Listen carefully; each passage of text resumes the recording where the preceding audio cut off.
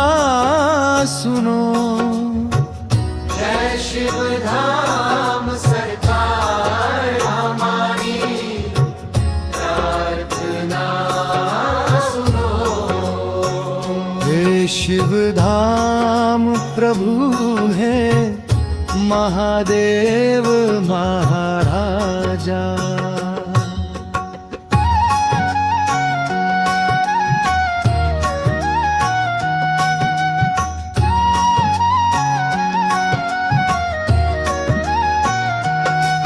सदैव आपके चरणों में आपके धाम के साथ